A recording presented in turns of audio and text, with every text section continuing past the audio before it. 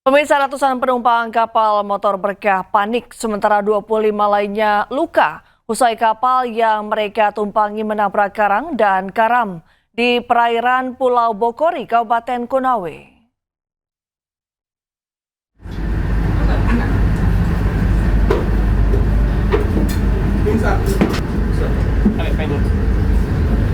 Kondisi tangga yang sempit menjadi kendala bagi tim SAR untuk mengevakuasi korban. Setidaknya 25 orang dilaporkan terluka akibat benturan dan satu diantaranya mengalami kejang.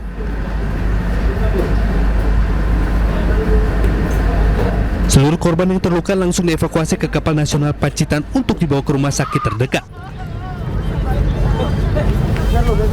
Sebelumnya, KM Alif Berkah terlihat miring dan nyaris terbalik usai menabrak karang di perairan Pulau Bokori, Kabupaten Konawe, Sulawesi Tenggara.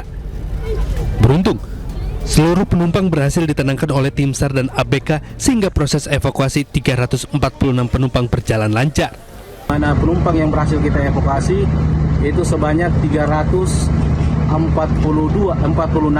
plus ditambah dengan ABK 6 orang, jadi total seluruh POB kapal tersebut berjumlah 352. Dan alhamdulillah semua ABK dan penumpang itu berhasil dievakuasi ke KN SAR Pacitan pada pukul 22.00 waktu Indonesia Tengah.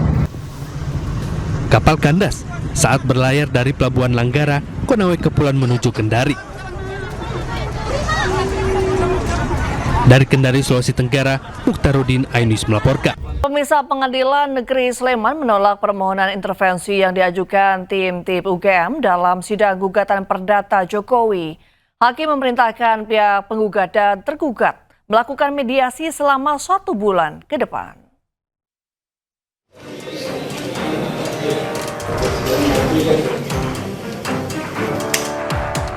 Pengadilan Negeri Sleman, Yogyakarta kembali menggelar sidang gugatan perdata terkait polemik ijazah Presiden ke-7 Joko Widodo. Agenda sidang adalah putusan selas terkait permohonan intervensi yang diajukan tim tolak ijazah palsu usaha gak punya malu atau tim tipu UGM. Majelis Hakim yang diketuai Cahyono menolak permohonan intervensi tersebut.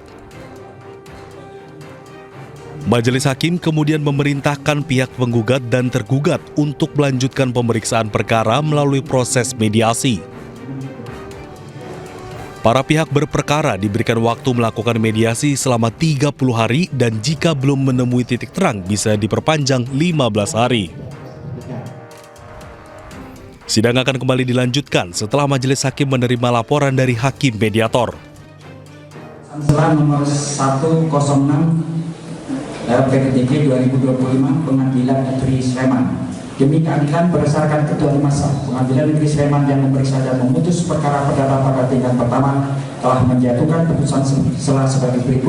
Mengadili: 1. Menolak permohonan intervensi yang diajukan oleh pemohon intervensi.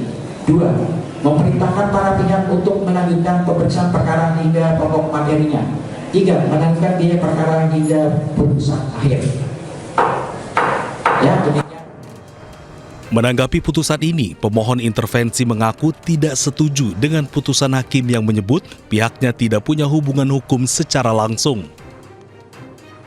Kami menghormati putusan dari Majelis Hakim, tetapi ada beberapa catatan yang kami tidak setuju dengan putusan tadi ya.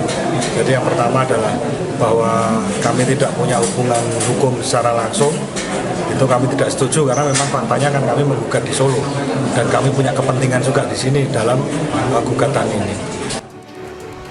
Sebelumnya, Advokat Komardin menggugat 8 orang mulai dari pimpinan UGM hingga dosen pembimbing Jokowi terkait polemik ijazah Presiden ke-7 Joko Widodo. Komarudin juga menggugat UGM senilai 69 triliun rupiah. Dari Sleman, Yogyakarta, Heri Trijoko, iNews melaporkan. Ya, kita ke informasi lain, pemirsa. Pemerintah resmi mencabut izin usaha pertambangan dari 4 perusahaan tambang nikel di Kabupaten Raja Ampat, Papua Barat Daya. Dalam temuan di lapangan, 4 perusahaan tersebut ditemukan sejumlah pelanggaran lingkungan yang jaraknya dekat dengan wilayah geopark.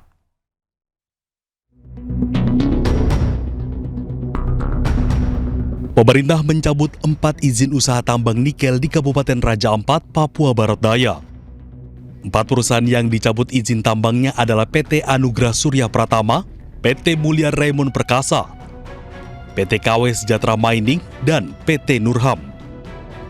Menurut Menteri ESDM Bahlil Lahadalia, pencabutan izin usaha dilakukan karena melanggar aturan lingkungan. Selain itu, kawasan tersebut termasuk ke dalam kawasan geopark.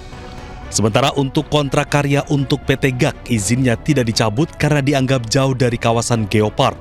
Meski demikian, pemerintah menegaskan akan tetap melakukan pengawasan khusus. Nah, kaitannya dengan itu kami melapor kepada Bapak Presiden dengan mempertimbangkan berbagai hal. Bapak Presiden memutuskan, memperhatikan semua yang ada, mempertimbangkan secara komprehensif, dan Bapak Presiden memutuskan bahwa 4 IUP yang di luar Pulau GAK itu dicabut, dan saya langsung melakukan langkah-langkah teknis berkoordinasi dengan Menteri Teknis, LH maupun Kementerian Kehutanan untuk kita melakukan pencabutan. Jadi mulai terhitung hari ini Bapak Ibu semua, pemerintah telah mencabut 4 IUP di Raja Ampat. Jadi Ya, pemirsa, viral di media sosial foto dan video sejumlah kapal yang diduga mengangkut biji nikel dari tambang nikel di Raja Ampat.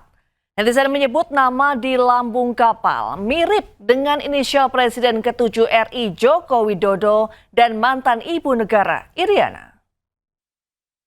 Tengah-tengah, perhatikan.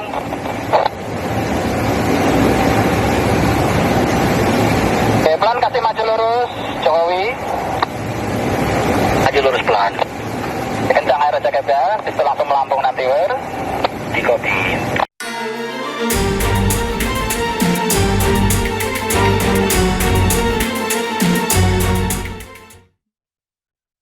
Dengan foto dan video kapal diduga pengangkut biji nikel dari tambang nikel di Raja Ampat, Papua Barat Daya. Netizen menyebut nama di lambung kapal mirip dengan inisial Presiden ke-7 RI Joko Widodo dan mantan Ibu Negara Iriana, yakni JKW Mahakam dan Dewi Iriana. Namun belum ada bukti kuat terkait kepemilikan kapal yang dihubungkan dengan Jokowi dan kegiatan yang dilakukan kapal di lokasi tambang nikel. Sementara itu, dari data Direktorat Perkapalan dan Kepelautan Dirjen Perhubungan Laut Kementerian Perhubungan mengungkapkan ada 8 kapal dengan nama JKW Mahakam dan 6 kapal dengan nama Dewi Iriana. Kapal-kapal ini dimiliki oleh sejumlah perusahaan yang bergerak di sektor logistik dan pelayaran. Namun dari data Ditkapel Kemenhub tidak ada informasi terkait aktivitas kapal di tambang nikel Raja Ampat. Tim Liputan iNews melaporkan. Informasi selanjutnya, pemirsa, KPK mendatangi kantor Kementerian Pekerjaan Umum terkait dugaan gratifikasi yang diterima oleh salah satu pejabat Kementerian PU.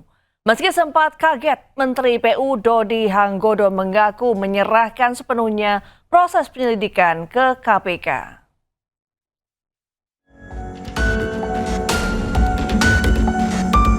Menteri Pekerjaan Umum Dodi Hanggodo mengaku tidak mengetahui jika kantornya akan didatangi KPK.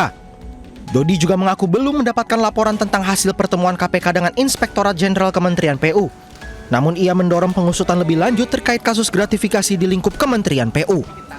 Masa? Saya tidak tahu, saya dari istana. Terkait kasus kelanjutannya gimana, Pak? Kan kita tahu ya nunggu laporan dari Irjen lah pasti lah. Saya nggak tahu. Kan sesuai bukan sesuai arahan saya aja. Minggu lalu kan saya sudah mengarahkan segera dipindahkan barang itu ke KPK gitu. Kan sudah. Mungkin itu atas arahan itu KPK datang. Saya nggak tahu lebih. Sebelumnya juru bicara KPK Budi Prasetyo mengatakan pihaknya telah mendatangi Kementerian PU untuk melakukan koordinasi terkait pemberantasan korupsi usai ramai adanya dugaan gratifikasi oleh seorang pejabat Kementerian PU untuk biaya pernikahan anaknya. Dari Jakarta, Tim Liputan iNews melaporkan. Pemirsa, Kejaksaan Agung memeriksa mantan staf khusus Mendikbudristek era Nadiem Makarim dalam kasus dugaan korupsi pengadaan laptop berbasis Chromebook tahun 2019-2022. Ya, salah satu status Nadiem, Fiona Handayani, tiba pukul 9.30 di Kejagung dan enggan menjawab pertanyaan awak media. Sementara kedua staf khusus lainnya, Ibrahim Arif dan Juristan, akan diperiksa di waktu terpisah. Ketiganya sempat mangkir 2 kali dari pemanggilan yang berujung pada pencegahan bepergian ke luar negeri. Kasus dugaan korupsi ini naik ke tahap penyidikan pada pertengahan Mei.